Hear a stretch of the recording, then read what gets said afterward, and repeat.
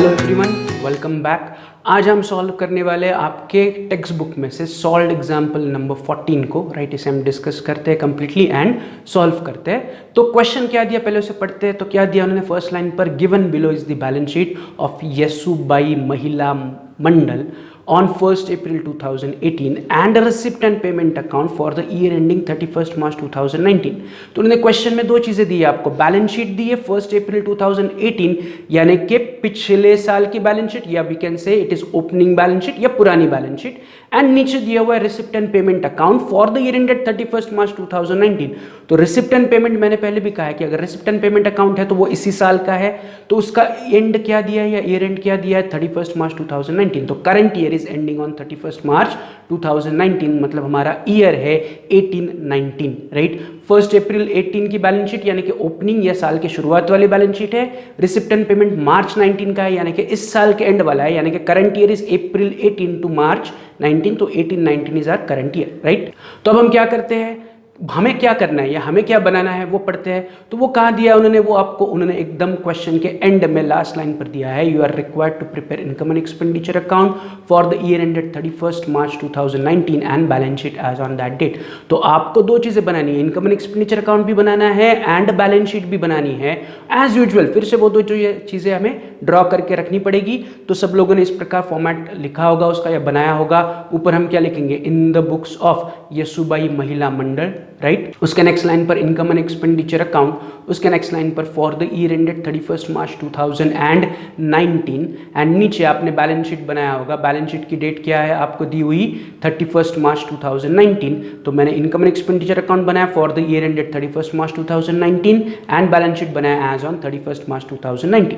यहां तक सबका फॉर्मेट रेडी हो गया, राइट। अब हम क्या करेंगे, हम फिर से क्वेश्चन में आते हैं, क्वेश्चन पढ़ते हैं, नेसेसरी टिक मार्क करते हैं, राइट। तो क्वेश्चन पढ़ने की शुरुआत में कहां से करूंगा, फ्रॉम द लास्ट ईयर की बैलेंस शीट। तो लास्ट ईयर की बैलेंस शीट में लायबिलिटी में पहला आइटम आपको दिया है capital fund. Again no need of a tick mark, आगे बढ़ो, उस पर मैं फिर से डिस्कशन नहीं करूंगा। अगला आइटम है आउटस्टैंडिंग एक्सपेंसेस। तो what do you mean by outstanding expenses, तो आउटस्टैंडिंग एक्सपेंसेस मतलब पिछले साल की बैलेंस शीट है। पिछले साल आपको सैलरी के 8,000, रेंट के 7,000 एंड स्टेशनरी के 1,000 रुपए देने बाकी थे। पिछले साल आपने नहीं दिए थे रेंट के, सैलरी के और स्टेशनरी के पैसे। तो अगर पिछले साल आपने ये पैसे पे नहीं किए होंगे तो कब पे किए होंगे, इस साल। तो इस साल के पेमेंट में चेक करो कि आपको रेंट, स्टेशनरी एंड सैलरी दिख रहा है, क्या दिख रहा है। बट उन्होंने वहां पर स्पेसिफाई नहीं किया कि इसमें से हमने पिछले साल के पे किए या नहीं किए। तो वी हैव टू अज्यूम कि आपने पिछले साल की सैलरी इस साल पे की, पिछले साल के स्टेशनरी के पैसे पे किए और पिछले साल का रेंट आपने इस साल पे किया, ऐसा आपको अज्यूम करना पड़ेगा if they are not saying anything. अगर उन्होंने ये नहीं बताया कि जो पिछले साल के आउटस्टैंडिंग खर्चे वो आपने पे किए या नहीं किए, तो we have to assume it कि हमने वो पे कर दिए। तो उसके लिए मैं सिंपली क्या करूंगा, तो उसके लिए सिंपली मैं इन तीनों पर यानी कि रेंट पर, स्टेशनरी पे एंड सैलरी पर एक एक टिक मार्क करूंगा। Is it clear. तो पूरा tick mark on rent, stationery and salary. क्यों कर रहा हूं ये, क्योंकि ये तीनों पिछले साल आउटस्टैंडिंग थे, मतलब वो पिछले साल के आइटम मैंने इस साल पे किए होंगे, तो उन्हें एडजस्ट करने के लिए मैं रेंट, सैलरी एंड स्टेशनरी पे एक टिक मार्क कर रहा हूं, राइट। तो फिर से चलते बैलेंस शीट में। तो बैलेंस शीट में दो ही आइटम थे, लायबिलिटी में दो ही आइटम थे, capital fund and outstanding expenses, वो पढ़ लिए। अब चलो on the asset side. Assets में पहला आइटम है कैश इन हैंड, दूसरा आइटम है कैश एट बैंक। तो उसको हम क्रॉस मैच करेंगे with balance brought down cash in hand, cash at bank. तो ये दोनों मैच हो रहे हैं, मतलब ऑलरेडी इसका डबल इफेक्ट है। तो एज यूजुअल इन दोनों को हम क्या करेंगे, कैंसिल आउट करेंगे। तो पिछले साल का कैश इन हैंड 3,000, इस साल का cash in hand 3,000, cash at bank 8,000, cash at bank 8,000 मैंने कैंसिल आउट कर दिए, राइट। तो उन पर मैंने क्रॉस मार्क किया। तो इसे मैं जब पोस्टिंग करूंगा या सम सॉल्व करूंगा तो इसे कंसिडर नहीं करूंगा। एसेट्स में अगला आइटम दिया फर्नीचर। तो furniture as usual is my fixed assets. तो फर्नीचर या फिक्स्ड एसेट जब भी मुझे एसेट्स में दिखेगा तो मैं क्रॉस चेक करूंगा रिसिप्ट एंड पेमेंट में कि क्या मैंने इस साल कोई नया फर्नीचर खरीदा है या नहीं। तो रिसिप्ट साइड में चेक करो कि टू फर्नीचर की कोई एंट्री है क्या। रिसिप्ट साइड में एंट्री तब होगी जब आप फर्नीचर बेचोगे या एसेट बेचोगे, तो रिसिप्ट में एंट्री होगी, पैसा आएगा एसेट बेच के। तो रिसिप्ट में तो कोई एंट्री नहीं है। पेमेंट में चेक करो फर्नीचर की कोई एंट्री है क्या, है, but it is furniture repairs, मतलब इट इज नॉट कि आपने नया फर्नीचर खरीदा, पुराने फर्नीचर को ही रिपेयर्स किया। तो इससे आपका फर्नीचर बढ़ेगा या कम होगा क्या, नहीं। मतलब इस साल ना ही आपने कोई फर्नीचर बेचा, ना ही नया फर्नीचर खरीदा, तो फर्नीचर पर उसके लिए कोई टिक मार्क करने की जरूरत नहीं है, या कहीं पर भी कोई टिक मार्क करने की जरूरत नहीं है। फर्नीचर के बाद अगला आइटम है आउटस्टैंडिंग सब्सक्रिप्शन 8500। तो व्हाट डज दैट मीन? पिछले साल सब्सक्रिप्शन आउटस्टैंडिंग था, यानी कि पिछले साल सब्सक्रिप्शन के 8500 रुपए आने बाकी थे। पिछले साल कितने सब्सक्रिप्शन के पैसे आने बाकी थे? 8500। तो वो शायद इस साल मिल गए होंगे, शायद, वी डोंट नो। तो आई हैव टू चेक। तो रिसिप्ट्स में चेक करो, सब्सक्रिप्शन के नीचे वो कह रहे हैं 17-18, यानी कि पिछले साल के 2000 रुपए मुझे मिल गए। पिछला साल देखो मेरा 1 अप्रैल 18, यानी कि पिछला साल, करंट ईयर इज 18-19, यानी कि पिछला साल is 17-18, as simple as that. तो पिछले साल मुझे कितना सब्सक्रिप्शन आना बाकी था? 8500। अगर मैं उसे क्रॉस चेक करूंगा कि ये मिले या नहीं मिले, तो मुझे रिसिप्ट साइड में दिख रहा है कि 2000 मिल गए। तो 8500 में से how much I received only 2000। तो मैं पहला काम क्या करूंगा कि ये 2000 पिछले साल के है, तो इसे कैंसिल आउट करूंगा, है कि नहीं? तो ये 2000 मैं पिछले साल के कैंसिल आउट कर रहा हूं। अगर मैं क्रॉस चेक करूंगा तो पिछले साल मुझे आने बाकी कितने थे? 8.5। तो व्हाट एल से मैं एक ब्रैकेट करूंगा, ब्रैकेट में लिखूंगा 8.5 में से मुझे 2000 मिल गए, तो अभी भी मेरा 6500 रुपीज आना बाकी है। तो मैं वहां पर 8500 को कैंसिल करूंगा और उसकी जगह 6500 लिखूंगा। क्यों ऐसे? क्योंकि 8500 में से मैं क्रॉस चेक करते वक्त मुझे रिसिप्ट साइड में 2000 रुपए की एंट्री दिख रही है। तो out of 8500 I have already received 2000, है कि नहीं? तो इसका मतलब पिछले साल के 6500 अभी भी आने बाकी है। तो जितना पेंडिंग बचेगा उतना ही मैं अब पिछले साल के बैलेंस शीट में दिख रहा हूं कि 8500 को मैंने कैंसिल कर दिया और 8500 की जगह मैं 6500 रुपए कर रहा हूं।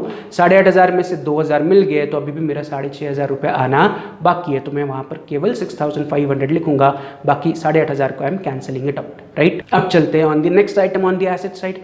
तो एसेट साइड में अगला आइटम आपको दिया है 6% इन्वेस्टमेंट 6500। तो investment is nothing but my asset, कि मेरे पास जो एक्स्ट्रा पैसे है वो मैं इन्वेस्ट कर रहा हूँ। तो इस पर मुझे दो पॉसिबिलिटीज को कंसिडर करना है। एक कि क्या मैंने इस साल कोई नए इन्वेस्टमेंट खरीदे या फिर बेचे, एंड दूसरा इन इन्वेस्टमेंट पर अगर मेरे पास पिछले साल इन्वेस्टमेंट थे तो इस पर मुझे इस साल इंटरेस्ट मिला है या नहीं मिला है। तो I have to always check two possibilities. यहाँ पर मैं इंटरेस्ट क्यों कैलकुलेट कर रहा हूँ? क्योंकि उन्होंने रेट ऑफ इंटरेस्ट बताया। तो जब भी रेट ऑफ इंटरेस्ट आएगा तो you have to cross check कि इन इन्वेस्टमेंट्स पर have you received the interest, interest मिला है या नहीं मिला है। अगर नहीं मिला होगा तो हमें एज ए इनडायरेक्ट एडजस्टमेंट उसे सॉल्व करना पड़ेगा। तो मैं दो पॉसिबिलिटी चेक कर रहा हूं। पहले रिसिप्ट एंड पेमेंट में चेक करो, रिसिप्ट्स में दिख रहा है क्या 6% इन्वेस्टमेंट या 2 इन्वेस्टमेंट परचेस या 2 इन्वेस्टमेंट सोल्ड? नो। पेमेंट में चेक करो, दिख रहा है क्या बाय 6% इन्वेस्टमेंट परचेस या by investment purchase? Answer is no. मतलब ना ही मैंने कुछ इन्वेस्टमेंट बेचे, ना ही कुछ इन्वेस्टमेंट खरीदे इस साल। अगेन मुझे दूसरा कैलकुलेशन करना है कि मेरे पास 6500 रुपए की इन्वेस्टमेंट पिछले साल से अभी तक है, मतलब इन इन्वेस्टमेंट पर मुझे इन इन्वेस्टमेंट पर मुझे 6% से इंटरेस्ट मिलना चाहिए। तो अगर मैं रफ कैलकुलेशन करता हूं तो 6500 का 6% अगर मैं कैलकुलेट करता हूं तो बन जाता है 390। 6500 के मेरे इन्वेस्टमेंट है, कहां दिख रहे हैं? एसेट्स में दिख रहे हैं पिछले साल। उसका रेट ऑफ इंटरेस्ट 6%, कहां से आया 6%? उन्होंने कहा है 6% इन्वेस्टमेंट, यानी कि जो 6500 रुपए की इन्वेस्टमेंट है उस पर मुझे सालाना एवरी ईयर 6% से इंटरेस्ट मिलना चाहिए। तो इफ आई कैलकुलेट, मेरा कैलकुलेशन बनेगा 6500 इंटू 6% इज इक्वल टू 390। तो 6500 का 6% बना 390। द सिंपल लॉजिक इज कि I have to receive 390 rupees interest on my investment. मतलब मुझे इस साल 390 रुपए का इंटरेस्ट ऑन इन्वेस्टमेंट मिलना ही चाहिए। तो वो मिला है क्या? अगर मिला होगा तो वेरी गुड, नहीं मिला होगा तो we have to adjust, right? तो मैं चेक करता हूं रिसिप्ट साइड, इंटरेस्ट मिलेगा तो रिसिप्ट में एंट्री होगी ना। तो मैं सिर्फ रिसिप्ट चेक कर रहा हूं। तो रिसिप्ट्स में do I am receiving to interest on investment या टू इंटरेस्ट रिसीव्ड या interest on investment? The answer is no. मैं रिसिप्ट्स को पूरा ऊपर से नीचे चेक कर रहा हूं तो कहीं पर भी मुझे इंटरेस्ट आने की एंट्री नहीं दिख रही है। तो द सिंपल लॉजिक इज ये जो मैंने कैलकुलेट किया 390 रुपीज का इंटरेस्ट, ये अभी भी मुझे आना बाकी है। Is it clear? तो जब हम पोस्टिंग करेंगे I have to consider this as a indirect adjustment and I have to solve it कि 390 रुपये या 390 रुपीज़ मुझे इन्वेस्टमेंट पर अभी भी आने बाकी है। अभी मैं कुछ नहीं कर रहा हूँ, अभी मैं जस्ट पढ़ रहा हूँ, क्वेश्चन को समझ रहा हूँ, एनालाइज कर रहा हूँ। सम सॉल्व करते वक्त I have to consider this 390। तो अभी कहीं पर टिक मार्क करने की ज़रूरत नहीं है, राइट? तो ये याद रखो, इसके लिए क्या करो, वहां पर क्वेश्चन में ही ब्रैकेट में कैलकुलेशन दिखाओ कि 6500 इंटू 6% इज इक्वल टू 390। जो मैंने रफ में कैलकुलेशन किया था उसी को पेंसिल से आपके क्वेश्चन में कॉपी करो। तो जब आप सम सॉल्व करोगे तो आपको याद रहेगा कि इन 6500 पर 390 का इंटरेस्ट बनता है, जो हमें एडजस्ट करना है इनडायरेक्ट। उन्होंने नहीं बताया तो हमें इनडायरेक्टली इसे सॉल्व करना है। इनडायरेक्ट एडजस्टमेंट ऑलरेडी हमने फाइनल अकाउंट्स में सीखी है, उसी प्रकार इन्वेस्टमेंट पे ये इनडायरेक्ट एडजस्टमेंट हमें खुद से सॉल्व करनी है। Is it clear? आगे बढ़े तो लास्ट ईयर के बैलेंस शीट के मैंने पहले लायबिलिटीज पढ़ी, एसेट्स पढ़े, दोनों कंप्लीट हो गए। अब हम चलते हैं ऑन दी नीचे दी हुई एडजस्टमेंट। तो मैं एक एक करके एडजस्टमेंट्स को पढ़ता हूँ, उसके लिए नेसेसरी टिक मार्क करता हूँ। तो पहली adjustment, rent for last 2 months ₹5000 is still due. तो लास्ट 2 मंथ्स मतलब कौन से साल के लास्ट 2 मंथ्स, पिछले साल के कि इस साल के? तो ये एडजस्टमेंट है, यानी कि nothing but it is implied कि it is for this year only. अगर वो पीरियड नहीं बताते हैं एडजस्टमेंट में दिया है तो एडजस्टमेंट वाले items is always for the current year. तो करंट ईयर के 5000 रुपये रेंट अभी भी देना बाकी है। तो मैं सिंपली क्या करूंगा, पेमेंट साइड में जो रेंट है उस पर एक टिक मार्क करूंगा, right. Adjustment number 2, stationery expenses payable on 31 March 2019 were 450। तो एडजस्टमेंट 2 में कह रहे कि इस साल के 31 मार्च 2019 के 450 रुपीज स्टेशनरी के पैसे अभी भी देने बाकी है। तो simply put a tick mark on stationery, payment side पे put a tick mark on stationery. चलते हैं एडजस्टमेंट नंबर 3 पर।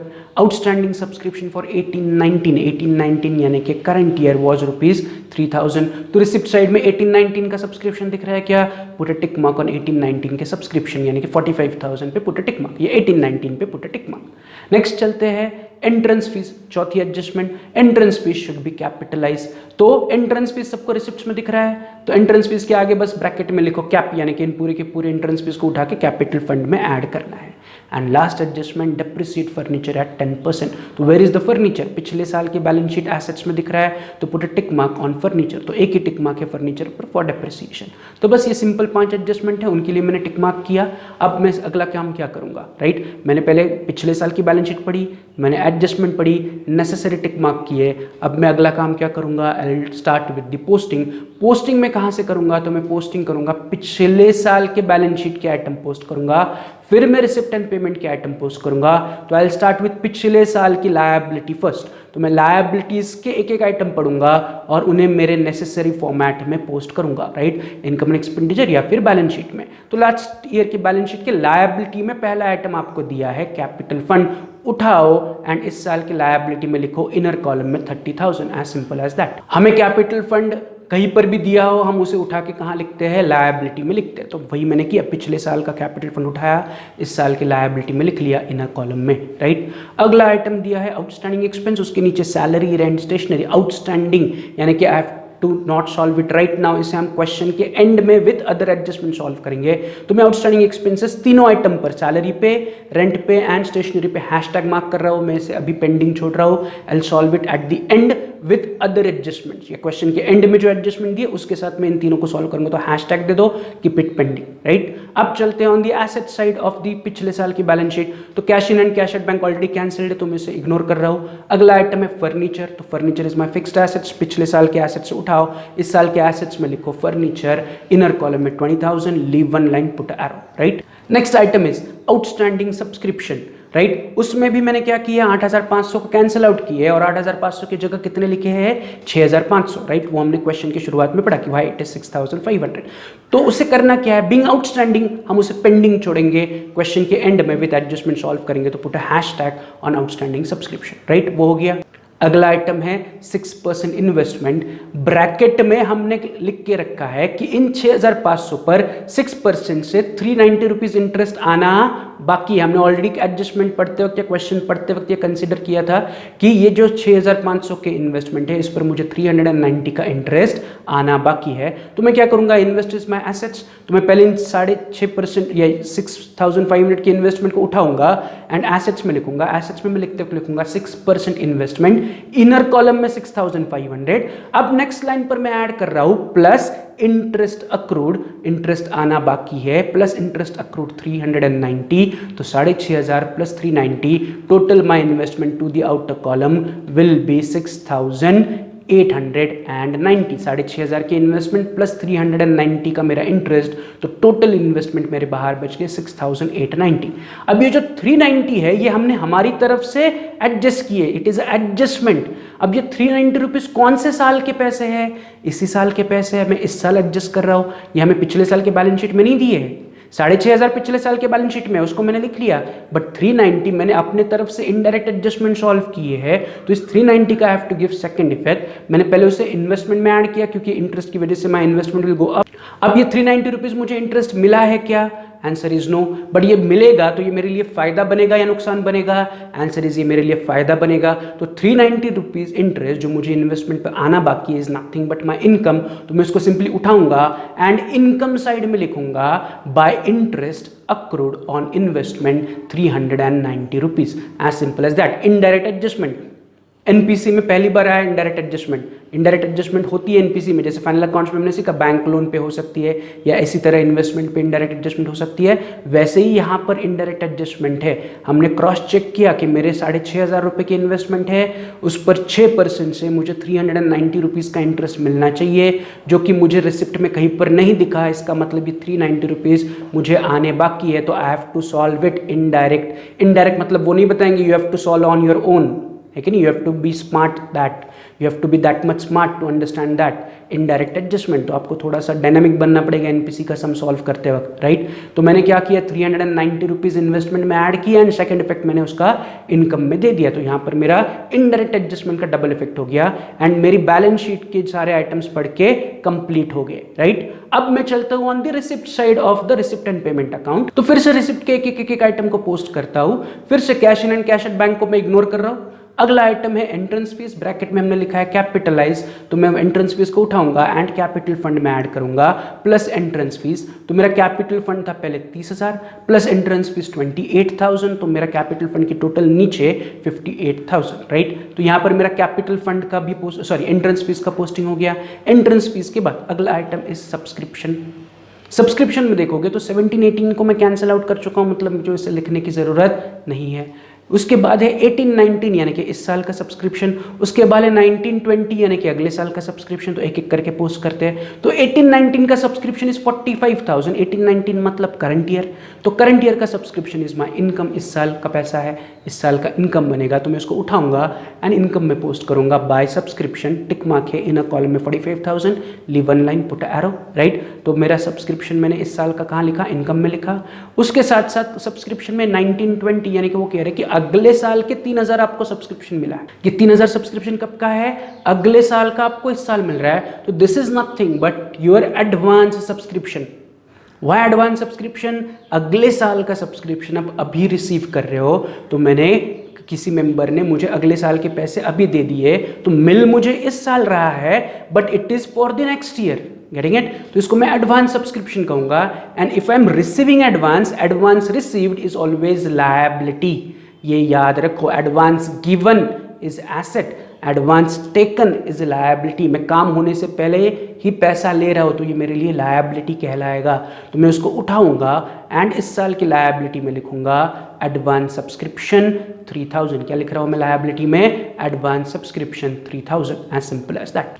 तो सब्सक्रिप्शन पिछले साल का कैंसिल आउट था, इस साल का सब्सक्रिप्शन इस साल की इनकम में चला गया, अगले साल का सब्सक्रिप्शन लायबिलिटी में एज एडवांस सब्सक्रिप्शन चला गया।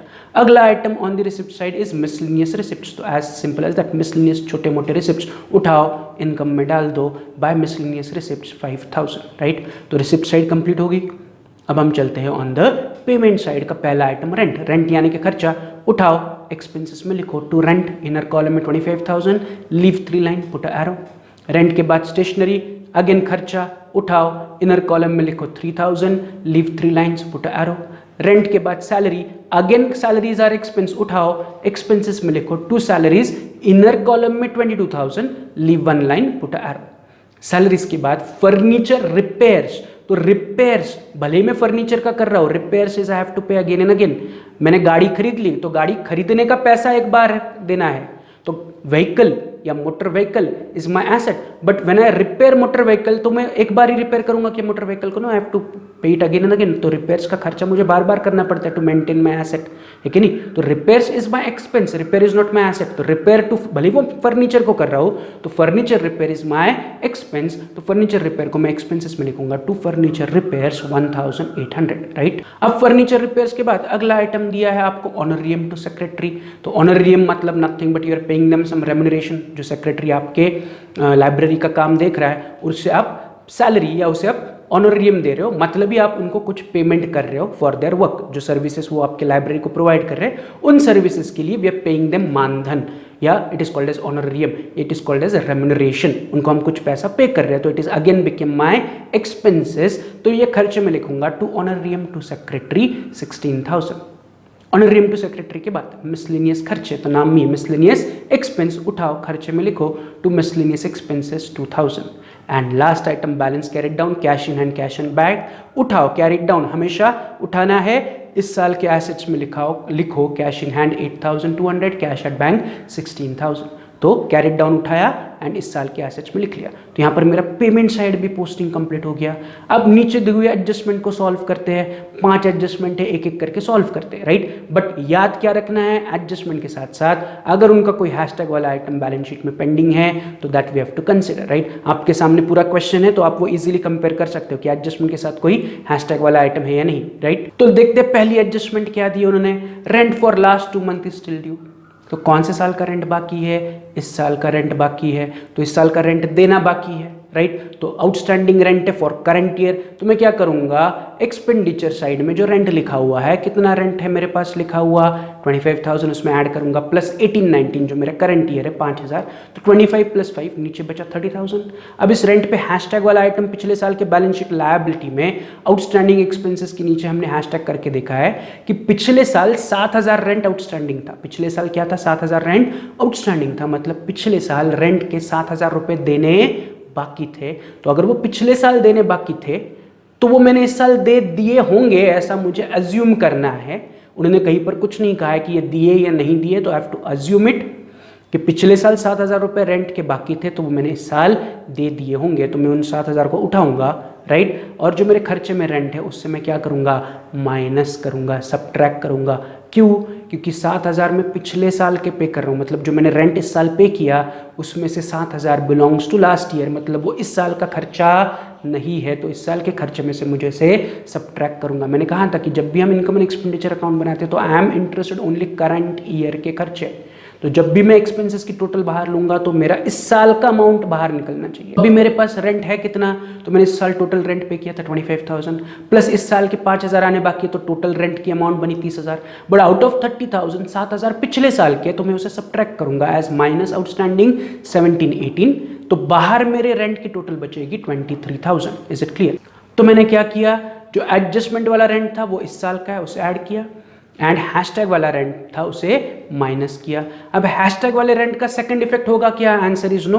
बट जो इस साल का आउटस्टैंडिंग रेंट है उसका सेकंड इफेक्ट मुझे इस साल के लायबिलिटी में देना पड़ेगा, तो इस साल के लायबिलिटी में लिखूंगा आउटस्टैंडिंग, उसे अंडरलाइन करके लिखो रेंट। तो इस साल का रेंट कितना आउटस्टैंडिंग है 5,000, इनर कॉलम में लिखो क्योंकि आगे हमें और भी कुछ आइटम्स दिए जो आउटस्टैंडिंग है, तो हम सबकी टोटल बाद में बाहर निकालते हैं, राइट। तो पहले एडजस्टमेंट में आपको दिया था रेंट आउटस्टैंडिंग है 5,000 इस साल का, तो मैंने वो 5,000 पहले क्या किया, रेंट में ऐड किया, फिर मैंने हैशटैग वाले रेंट को इस साल के रेंट से सबट्रैक्ट किया। हैशटैग वाले रेंट का सेकंड इफेक्ट नहीं होगा क्योंकि वो ऑलरेडी पिछले साल की बैलेंस शीट में रिकॉर्डेड है, मतलब it is already recorded 2 times. इस साल का रेंट मैंने ऐड किया था 5,000, वो मैं सेकंड इफेक्ट इस साल की लायबिलिटी में दे रहा हूं। Is it clear. अब चलते हैं on the second adjustment. Adjustment number 2, stationery expenses payable on 31 March where 450। तो फिर से इट इज वेरी क्लियरली कहा कि इस साल के 450 रुपए स्टेशनरी के देने बाकी है, राइट। तो स्टेशनरी कहां पर दिख रहा है, मुझे खर्चे में दिख रहा है 3,000 का, तो इस साल के 450 देने बाकी है, तो एज यूजुअल जैसे हम फाइनल अकाउंट्स में करते थे आउटस्टैंडिंग ऐड करेंगे, करंट ईयर का आउटस्टैंडिंग हमेशा ऐड होगा, तो मैं लिखूंगा plus outstanding current year is 1890 450 तो टोटल नीचे बचेगा 3450। अगेन आउटस्टैंडिंग स्टेशनरी मैंने ऐड किया, इस साल का आउटस्टैंडिंग है मैंने उसे ऐड किया। अगेन आई विल कंसीडर कि पिछले साल हैशटैग में स्टेशनरी थी क्या, the answer is yes. Outstanding expenses के नीचे हैशटैग स्टेशनरी पे 1000 है, मतलब पिछले साल स्टेशनरी का 1000 देना बाकी था। तो पिछले साल का आउटस्टैंडिंग मैं इस साल के स्टेशनरी से सबट्रैक्ट करूंगा। लॉजिक याद रखो, इस साल का आउटस्टैंडिंग जो करंट ईयर का आउटस्टैंडिंग वो अगर मैं ऐड कर रहा हूं तो पिछले साल का आउटस्टैंडिंग में सबट्रैक्ट करूंगा, उल्टा पिछले साल का है सबट्रैक्ट करो, इस साल का आउटस्टैंडिंग है ऐड करो, एज सिंपल एज दैट। तो मैंने इस साल के 450 स्टेशनरी में ऐड किए, पिछले साल हैशटैग वाले स्टेशनरी को मैं सबट्रैक्ट करूंगा एज माइनस आउटस्टैंडिंग 17, 18, 1000। तो मेरी टोटल स्टेशनरी बाहर बचेगी 2450। Is it clear? अब बात करते हैं इनके सेकंड इफेक्ट की। तो हैशटैग वाले आइटम का सेकंड इफेक्ट नहीं होगा, बट जो 450 इस साल आउटस्टैंडिंग है उसको मैं उठाऊंगा और इस साल के लायबिलिटी में ऑलरेडी मैंने सैलरी लिखा हुआ है, उसके नीचे मैं लिखूंगा आउटस्टैंडिंग स्टेशनरी 450, राइट। उन दोनों के टोटल बाहर निकालूंगा 5450। Is it clear? तो यहां पर मेरी एडजस्टमेंट 2 कंप्लीट हुई। चलते हैं एडजस्टमेंट नंबर 3 पर। एडजस्टमेंट 3 में वो कह रहे हैं आउटस्टैंडिंग सब्सक्रिप्शन फॉर 18-19 वॉज 3000।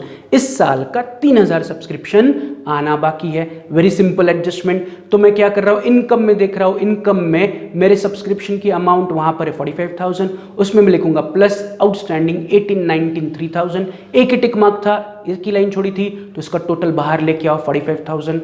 एक बार बस क्रॉस चेक करो कि बैलेंस शीट में कोई हैशटैग वाला सब्सक्रिप्शन है क्या, तो यस वहां पर हैशटैग वाला सब्सक्रिप्शन आपको दिया है। यस वहां पर हैशटैग वाला सब्सक्रिप्शन है। आउटस्टैंडिंग सब्सक्रिप्शन हमने 6500 लिखा है, तो 6500 मतलब 6500 पिछले साल का अभी भी आना बाकी है। टोटल 8.5 था, 2 आपको मिल रहा है, 6500 मिलने बाकी है। तो अभी भी मुझे पिछले साल के 6500 मिलने बाकी है, तो I have to give only one effect of it. तो मैं पिछले साल के एसेट से 6500 उठाऊंगा और उसे इस साल के एसेट्स में लिखूंगा। देखो मैं कर क्या रहा हूं, अभी एडजस्टमेंट में आपको कहा है, एडजस्टमेंट में उन्होंने कहा है कि इस साल के 3000 सब्सक्रिप्शन आउटस्टैंडिंग है, वो मैंने इनकम में ऐड कर दिए, सब्सक्रिप्शन की टोटल 48,000 बाहर चली गई। अब मैं हैशटैग वाले सब्सक्रिप्शन को कंसिडर कर रहा हूँ कि पिछले साल मुझे 6500 आने बाकी थे, तो वो 6500 रुपये में उठाऊंगा और इस साल के एसेट्स में लिखूंगा, क्योंकि पिछले साल के 6500 मुझे इस साल मिलने चाहिए थे लेकिन वो नहीं मिले। पिछले साल टोटल 8,500 थे, उसमें से मुझे इस साल केवल 2000 मिले हैं, तो पिछले साल के 6500 अभी भी मुझे मिलने बाकी है, जो आने वाले सालों में मिलेगा। तो ये अभी भी आना बाकी है, तो इसलिए मैं उसे एसेट्स में लिख रहा हूं। उसके साथ साथ इस साल कितना आना बाकी है, 3000। तो मैं एसेट्स में लिखते वक्त ऐसे लिखूंगा, आउटस्टैंडिंग सब्सक्रिप्शन अंडरलाइन करके पिछले साल के यानी कि 17-18 के 6500, 18-19 यानी कि करंट ईयर के 3000, दोनों मिला के मुझे 9500 सब्सक्रिप्शन आना बाकी है। पिछले साल के 6500 जो पिछले साल के एसेट्स में हमने हैशटैग करके छोड़े थे, एंड इस साल के 3000 एज पर दी एडजस्टमेंट, टोटल मुझे 9500 सब्सक्रिप्शन के अभी भी आने बाकी है। Is it clear? तो यहां पर हमारी एडजस्टमेंट नंबर 3 हमने कंसिडर कर ली। अब चलते हैं एडजस्टमेंट नंबर 4 पर। Entrance fees should be capitalise. तो we have already done it. Capital fund में देखोगे तो ऑलरेडी हमने एंट्रेंस फीस ऐड की हुई है कि नहीं, 28,000, तो फिर से करने की जरूरत नहीं है। चलते हैं on the last adjustment, adjustment number 5, depreciate furniture at 10% per annum. Simple adjustment. Furniture कहाँ पर है मेरा, एसेट्स में 20,000, तो उससे कहो माइनस 10%। 20,000 का 10% इज 2000, तो मैं लिखूंगा माइनस डेप्रिसिएशन 10% 2000, 20 माइनस 2 18,000 का फर्नीचर मेरा बाहर बचेगा। एंड अब डेप्रिसिएशन का सेकंड इफेक्ट जाएगा ऑन दी एक्सपेंसेस साइड, तो एक्सपेंसेस में मैं लिखूंगा to depreciation on furniture 2000, right. यहाँ पर 5वीं एडजस्टमेंट, 5th एडजस्टमेंट काफी सिंपल थी, यहाँ पर कोई नया पुराना फर्नीचर नहीं था, तो it was very easy adjustment. तो क्या किया हमने, सारे एडजस्टमेंट सॉल्व किए, राइट। हैशटैग वाले कुछ एडजस्टमेंट को कंसिडर किया, लेकिन आगे बढ़ने से पहले आपको और एक चीज क्रॉस चेक करनी है कि क्या हमने बैलेंस शीट में, पिछले साल के बैलेंस शीट में जितने भी आइटम्स को हैशटैग मार्क किया था वो हमने कंसिडर किए या नहीं किए। तो अगर मैं पिछले साल के बैलेंस शीट में देखूंगा तो देयर वर 4 आइटम्स जिस पर मैंने हैशटैग किया था। एसेट्स में एक था आउटस्टैंडिंग सब्सक्रिप्शन, जो ऑलरेडी मैंने कंसिडर कर दिया 6500। फिर लायबिलिटी साइड में आउटस्टैंडिंग एक्सपेंसेस में सैलरी पर हैशटैग था, रेंट पर हैशटैग था एंड स्टेशनरी पे हैशटैग था। तो रेंट वाला हैशटैग हमने कंसिडर कर दिया, स्टेशनरी वाला हैशटैग हमने कंसिडर कर दिया while solving the adjustment. Adjustment में रेंट पर एडजस्टमेंट थी, स्टेशनरी पे एडजस्टमेंट थी एंड आउटस्टैंडिंग सब्सक्रिप्शन पे एडजस्टमेंट थी। तो ऑटोमेटिकली उन एडजस्टमेंट के साथ उनके वाले हैशटैग वाले आइटम हमने कंसिडर कर लिए। इस बार क्वेश्चन में आपको सैलरी के ऊपर एडजस्टमेंट नहीं दी है, 5 एडजस्टमेंट थी, लेकिन उसमें सैलरी के ऊपर एडजस्टमेंट नहीं थी। तो what we have to do is we have to जाते जाते, मतलब एडजस्टमेंट तो हो गई, बट आगे बढ़ने से पहले या अकाउंट्स को क्लोज करने से पहले ऑलवेज ये आदत रखो कि पिछले साल के बैलेंस शीट में is there any hashtag item pending, उसे आपको कंसिडर करना पड़ेगा। तो अगर मैं बैलेंस शीट में देखूंगा तो लायबिलिटी साइड में सैलरी वाला हैशटैग हमने अभी तक हाथ नहीं लगाया, तो I have to consider it before closing the books of accounts. तो अब क्या करूंगा मैं, तो पिछले साल सैलरी आउटस्टैंडिंग थी, पिछले साल सैलरी आउटस्टैंडिंग थी मतलब क्या कि पिछले साल मुझे सैलरी के 8,000 रुपए देने बाकी थे, है कि नहीं। तो पिछले साल देने बाकी थे मतलब पिछले साल मैंने 8,000 रुपए सैलरी के नहीं दिए थे, तो पिछले साल नहीं दिए थे तो कब दिए होंगे, तो मैंने उन्हें इस साल दिया होगा, यस और नो। तो what I have to do is मैं पिछले साल की आउटस्टैंडिंग सैलरी को उठाऊंगा एंड जो खर्चे में एक्सपेंडिचर में मेरे पास सैलरी है उससे मैं सब्ट्रैक्ट करूंगा, उसमें मैं लिखूंगा माइनस आउटस्टैंडिंग 8,000। तो 22,000 मैंने सैलरी के पे किए थे इस साल, लेकिन out of 22,000 8,000 is of last year, 8,000 पिछले साल के है। तो पिछले साल के सैलरी को मैं इस साल की सैलरी से क्या करूंगा, सब्ट्रैक्ट करूंगा। मैंने अभी आपको थोड़ी देर पहले कहा था कि नॉर्मली आउटस्टैंडिंग को हम क्या करते हैं, इन एनी केस आउटस्टैंडिंग को हम ऐड करते हैं। फाइनल अकाउंट्स में भी हम वही करते थे कि कोई खर्चा या कोई आइटम अगर आउटस्टैंडिंग है तो आउटस्टैंडिंग को हम ऐड करते हैं। यहां पर पिछले साल का आउटस्टैंडिंग है तो उसको अपोजिट करना है, तो पिछले साल का outstanding I have to subtract it. इस साल का आउटस्टैंडिंग हम ऐड करते हैं तो पिछले साल का आउटस्टैंडिंग में सब्ट्रैक्ट करूंगा, तो मैं सैलरी में लिखूंगा माइनस आउटस्टैंडिंग 17-18 का 8,000, 22 माइनस 8 बाहर बचेंगे 14,000, राइट। और कोई हैशटैग वाला आइटम हमारे पास पेंडिंग है क्या, आंसर इज नो। 4 हैशटैग वाले आइटम थे, हमने चारों कंसीडर किए। अब भी आपके क्वेश्चन में चेक कर सकते हैं कि हमने चारों आइटम्स को कंसीडर कर लिया। तो अब आगे क्या करना है, तो आगे नथिंग बट हमें बुक्स ऑफ अकाउंट्स को क्लोज करना है। Simply income and expenditure account को क्लोज करो एंड बैलेंस शीट को टैली करो।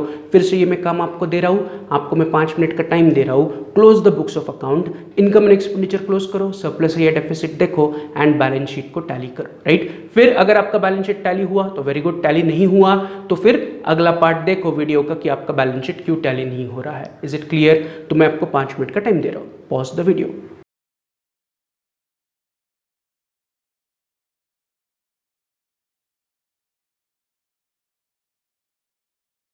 सबने टैली किया अपना अपना इनकम एंड एक्सपेंडिचर अकाउंट या बैलेंस शीट, सबका टैली हुआ होगा। अगर हुआ नहीं होगा तो चेक करो कि क्यों नहीं हो रहा है। तो लेट्स चेक द टोटलिंग। तो मैं इनकम साइड की टोटल ले रहा हूं तो 53,390 आ रही है। एक्सपेंसेस साइड की टोटल ले रहा हूं तो 61,250 आ रही है। तो हो क्या रहा है, यहाँ पर खर्चों की टोटल ज़्यादा आ रही है, इनकम की टोटल कम आ रही है कि नहीं। तो जो साइड बड़ी है वो मैं एज अ टोटल नीचे लिखूंगा 61,250, मैंने टोटल दोनों तरफ लिखा। अब मैं डिफरेंस निकालूंगा, बड़ी अमाउंट 61,250 माइनस छोटी अमाउंट 53,390, तो डिफरेंस आ रहा है 7,860। अब ये डिफरेंस मैं कहाँ लिखूंगा, ये डिफरेंस मैं इनकम साइड में लिखूंगा क्योंकि इनकम साइड की total is lower on the lower side. तो जो साइड छोटी है डिफरेंस उसी साइड लिखूंगा 7,860। खर्चे की टोटल ज्यादा थी, इनकम की टोटल कम थी, यानी कि ये अमाउंट आपके लिए बन गई डेफिसिट। खर्चे ज्यादा है, इनकम कम है, खर्चा ज्यादा कर रहे हो, कमा कम रहे हो, तो ये आपके लिए डेफिसिट यानी कि लॉस है। तो मैं लिखते वक्त लिखूंगा बाय डेफिसिट, ब्रैकेट में excess of expenditure over income. Bracket में मैं क्या लिख रहा हूं, excess of expenditure over income. अब इस डेफिसिट का मैं करूंगा क्या, तो इस डेफिसिट को मैं इनकम एंड एक्सपेंडिचर अकाउंट से उठाऊंगा एंड बैलेंस शीट में लायबिलिटी में कैपिटल फंड से सब्ट्रैक्ट करूंगा। कैपिटल फंड के नीचे मैं लिखूंगा माइनस डेफिसिट 7,860। तो मेरा कैपिटल फंड 58,000 था इससे पहले, माइनस 7,860, बाहर बचा 50,140। तो मेरा कैपिटल फंड बाहर बच रहा है 50,140 या 50,140 एंड अब finally my balance sheet should get tally. अगर मैं बैलेंस शीट को टैली करूंगा तो एसेट्स की टोटल आ रही है 58,590 एंड लायबिलिटी की भी टोटल आ रही है 58,590। तो मेरी बैलेंस शीट अगेन टैली हो रही है। तो यहाँ पर हमारा क्वेश्चन नंबर 14 भी टैली हो गया, राइट। तो इसे फिर से चाहिए तो 1-2 बार रिवाइज करो, solve on your own. Bar bar video देखने की जरूरत नहीं है, अपना भी थोड़ा सा दिमाग लगा के सॉल्व किया करो। हाँ, कोई आइटम अगर आपको याद नहीं आ रहा है तो फिर वीडियोस को प्ले किया करो। Is it clear. तो क्या हो जाएगी, आपको आदत बन जाएगी कि नहीं समझ में आ रहा है तो चलो वीडियो खोल के उसे प्ले करो। हाँ, वो फैसिलिटी है आपके पास, बट पहले अपना दिमाग लगाओ, जितना हो सकता है खुद से बनाओ, फिर अगर नहीं बन रहा है then use the video lectures, right. पहली बार मेरे साथ सॉल्व करो, सेकेंड थर्ड टाइम खुद से सॉल्व करो, डाउट है तो फिर वीडियोस को प्ले करो। Getting what I am saying? तो यहाँ पर हमारा क्वेश्चन नंबर 14 कंप्लीट हुआ। कल के लेक्चर में हम सॉल्व करेंगे example number 16। Again solve example number 16 from your text book, right. तो सब लोग उसे पढ़ के उसका फॉर्मेट रेडी करके रखो, राइट। वो एक्चुअल सिंपल क्वेश्चन है, अगर पढ़ने के बाद आप उसे पूरा सॉल्व करोगे तो भी कोई प्रॉब्लम नहीं है, उसे सॉल्व करके रखो, राइट। एंड में आंसर बस मेरे साथ चेक करो कि आपका आंसर और जो मैं बता रहा हूँ वो सही है या नहीं। तो आपका काम वही है कि आपको पूरा क्वेश्चन नंबर 16 खुद से सॉल्व करना है। क्या है वो क्वेश्चन, पढ़ने के बाद आपको समझ में आ जाएगा कि उन्होंने क्या क्या पूछा है, उतना ही ड्रॉ करो और उतना ही सम सॉल्व करो। तो आज हम यही रुक रहे हैं, कल मिलते हैं। कल के लेक्चर में हम सॉल्व करेंगे क्वेश्चन नंबर या सॉल्व एग्जाम्पल नंबर 16। तो मिलते हैं कल। See you tomorrow, have a good day, bye.